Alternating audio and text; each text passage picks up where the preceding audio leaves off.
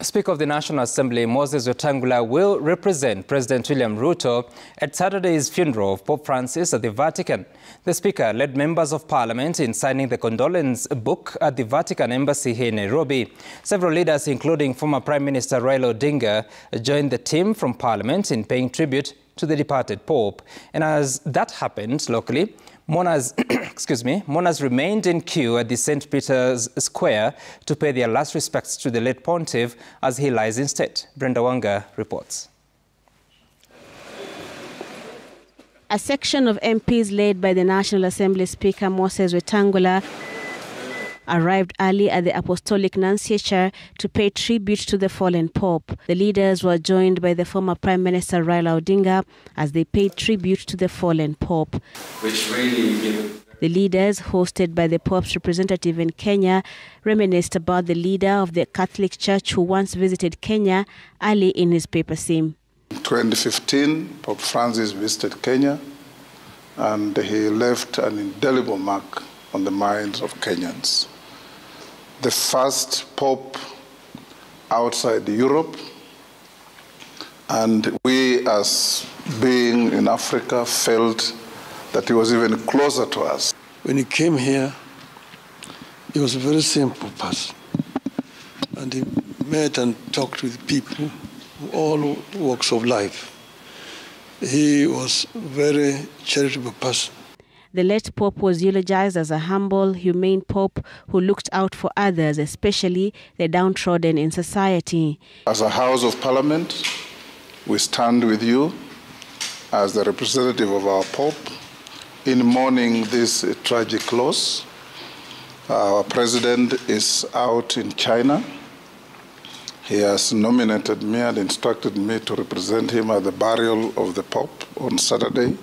And each time there is trouble or problems anywhere in the world, he has been a voice of reason. He has spoken for the downtrodden, he has spoken for the oppressed, whether it was in Indonesia, whether it was in Gaza, whether it was in Mexico, wherever it was, he has spoken very strongly against injustice. In Nyeri County, priests, deacons, seminarians, and members of the religious community and hundreds of Catholic faithful congregated at the Catholic Diocese of Nyahururu to celebrate a Mass in honor and remembrance of the late Pope. They remembered him for his humility, service, and for being an inspiration to many. Baba Mtakatifu ametuonyesha haya ya kwamba it is so beautiful and joyous to live as a family, to live together in peace, sharing together. While the tributes continued to pour here in Kenya at the Vatican, the second day of the public viewing of his mortal remains saw hundreds of thousands of faithful and pilgrims file past his coffin at the St. Peter's Basilica. The Basilica remained open overnight on Wednesday and was equally opened early Thursday to accord as many of the faithful a chance to view his body. The public viewing will conclude Friday evening before the coffin bearing the remains of the Pope is sealed ahead of the burial on Saturday. According to Catholic rites, 12 coins will be placed in the coffin before it is sealed, each of the coins corresponding to the year they were minted during his reign. As the mourning continues, the process of selecting the next Pope is currently underway.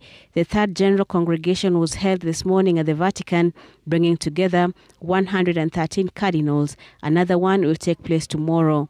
The general congregations are a series of meetings that take place in the days before a conclave starts and where a profile of the qualities needed for the next Pope takes shape. As Kenyans continue to join the rest of the world in marking the passing of Pope Francis, there will be a special Mass celebrated tomorrow at the Holy Family Basilica that will give Catholics from Kenya a chance to celebrate the man they fondly refer to as the People's Pope.